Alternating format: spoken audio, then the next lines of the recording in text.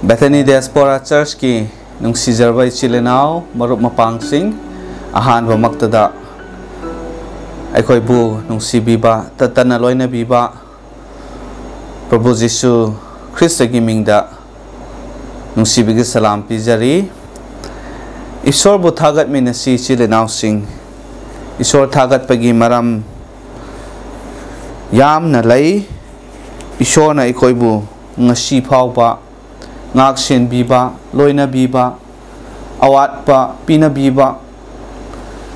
thoido hendok na mahakki wahai paraga tamin naraga pukning thogat pa phangjaba asigumba phajakraba matam aikoi bu pina biba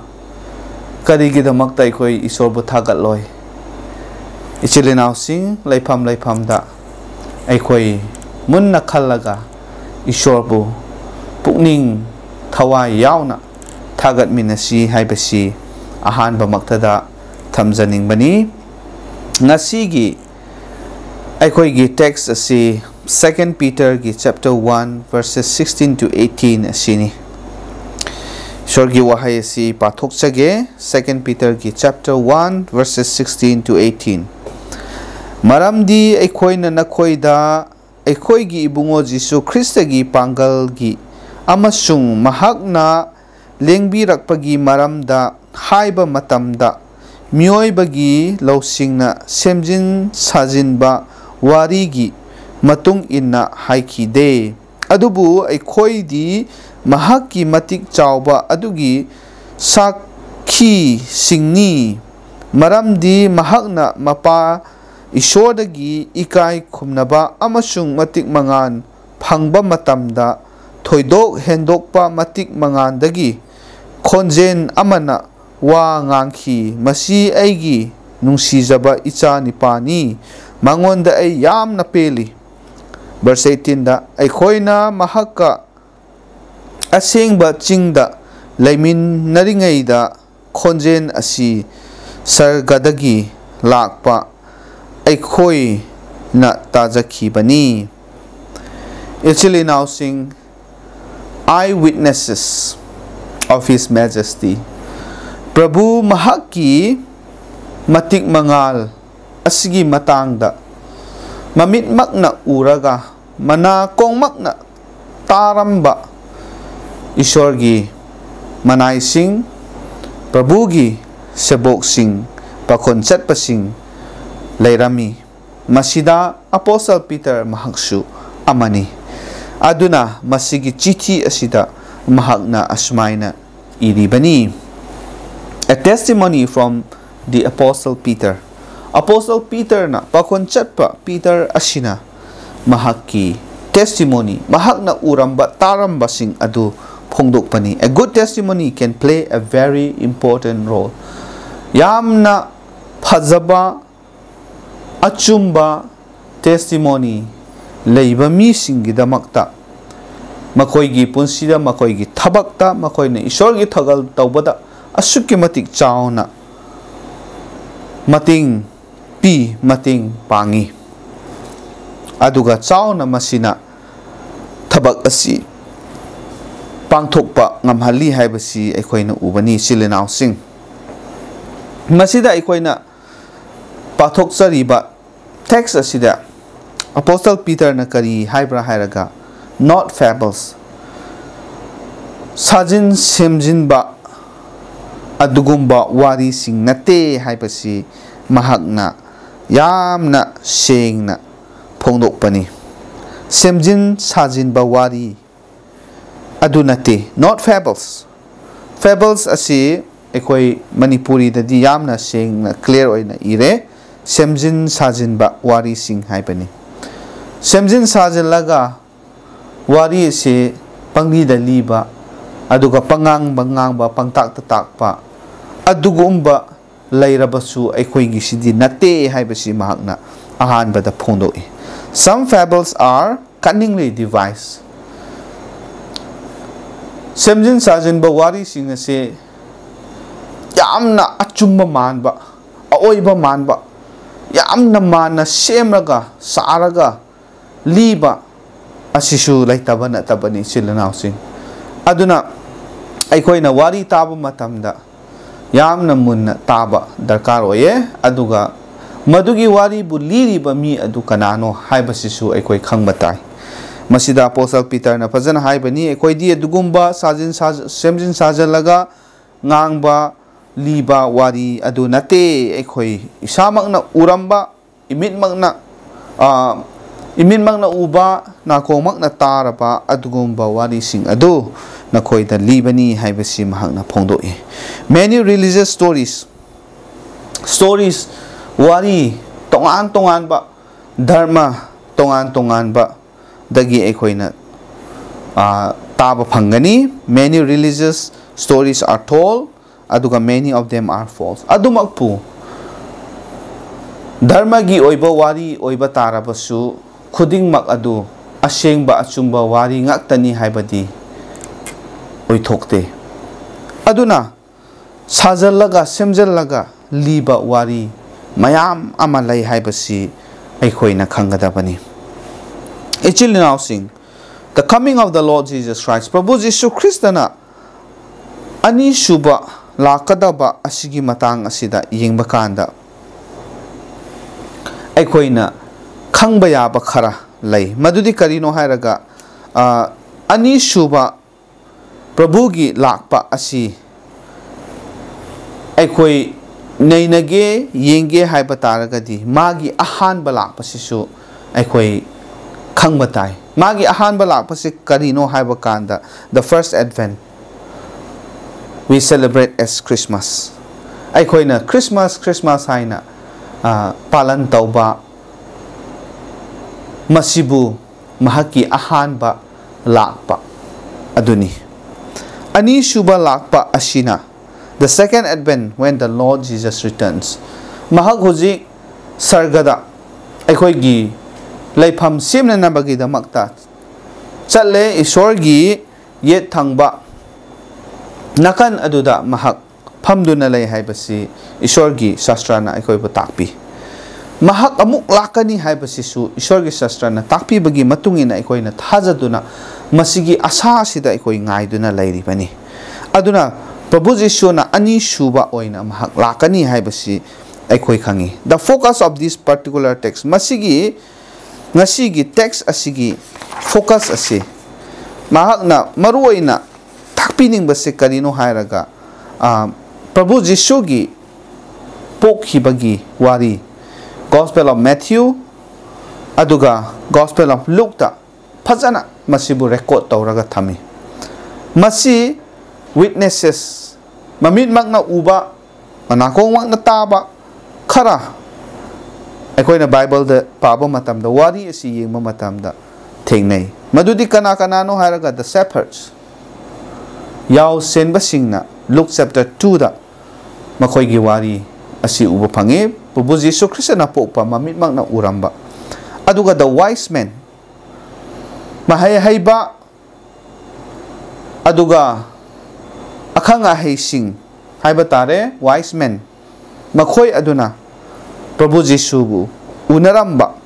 angang oiringeida madugi matang da Matthew chapter 2 da aikoina paba phangi uba phangi adu khaktana loiba nate other witnesses atopa sagi mayam su laye Simeon Luke chapter 1 aduga ana kauba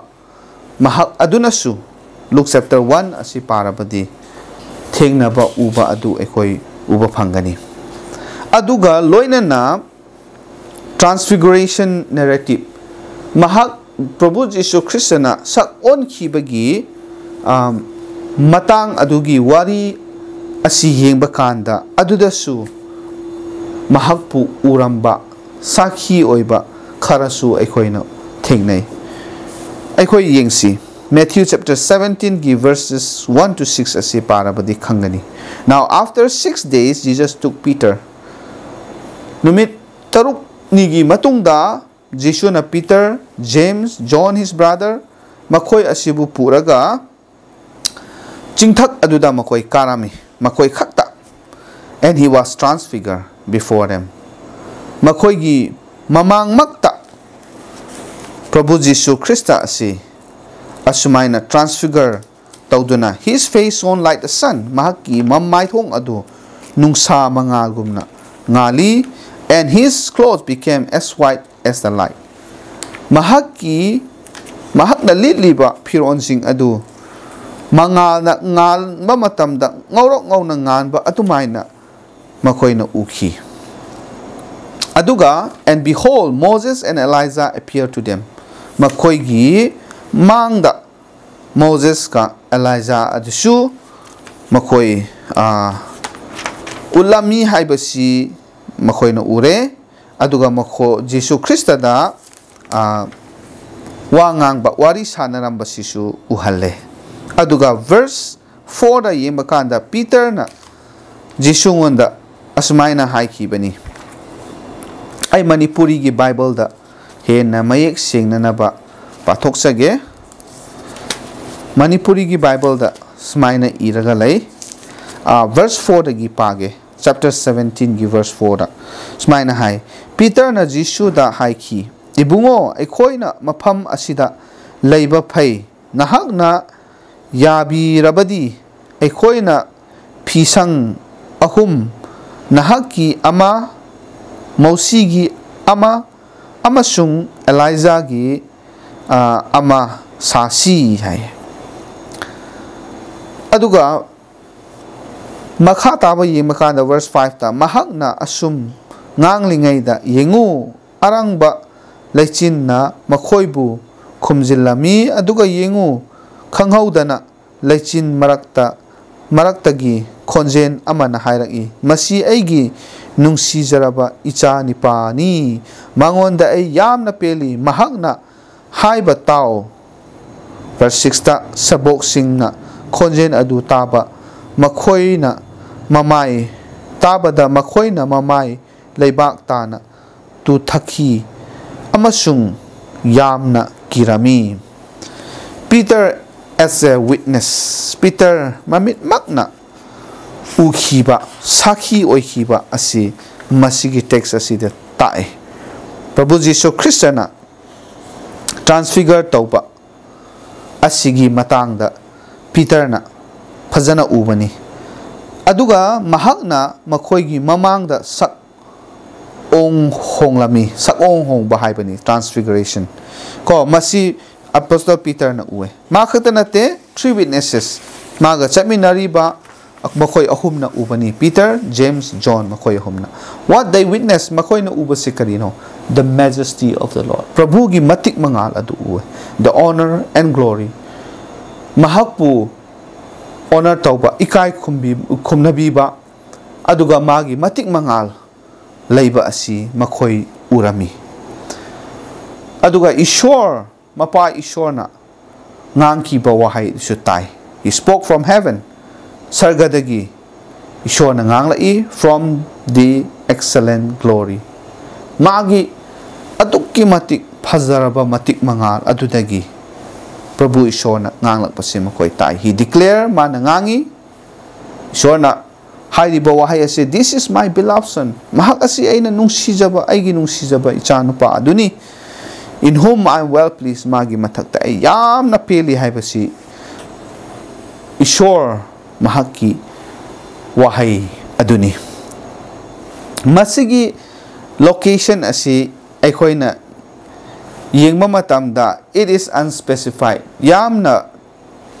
sengna masi maphamak-tani haibasidi laite many scholars suggest Mount Tabor Chaoba adugi ching aduda oiramgani haibasi scholars ayambana thajanai this mountain is in Galilee masigi mountain asi Galilee da laiba ching amani aduna masigi matang asida a life transforming experience yamna punsibu honghanba yaba adugumba experience ama makhoina thingnaba aduni madudi karigino hairaga to see the majesty of the Lord Prabhu Mahakki matik mangal asi uba matamda mi amagi punsida ahongba punsi oihanba ngamgani haibasi masi aikoina yengba kanda uba phangmani assuring maramdi maduna phajana chumna takare Prabhu Jisu asi tasengna Ishwar gi machani haibase makoi sengna khanghan bire confirm makoi achumba makni haibase makoi da confirm tawre aduga uplifting makoi gi thamoi da pukning thogat pa phangani life changing maduna punsi su ahongba leihangani masini asigumba chawraba experience asi aikoi thengnaba matamda aduki matik life changing experience oigani haibasi koina khangi aduga masigumba experience asi to appreciate the significance of this testimony aduna adugum laba missing sakhi oiriba witness oiriba missing aduna makoina piriba testimony asi aikoina laina khandokpa yade masi yamna thagat ningai oi maramdi our faith is not based on fables. Apostle Peter mahak nasu sakhi oiraga mahakna masigi wahai asi iribani Prabhu Jisu gi maramda mahakna pau asi sandok libani adu oiraga dingasi nang aina masigi message asi masigi wahai asi taraga masi ekoi thazaraga leiba haibase masida ekoi gi damakta yamna harau ningai oi maramdi karino haraga ekoi gi thazaba ase adugumba semjin sajin ba wari aduda aikoina sagat pa thazaba nate haibase aikoina khangi it is based on the truth achumba aduda aikoina aikoi gi thazaba ase thamli bani aduna ngasi chinnaw si aikoida pukning thogat piningba wahai sing asidi karino hairaga to strengthen our faith aikoi gi thazaba se achumba aduda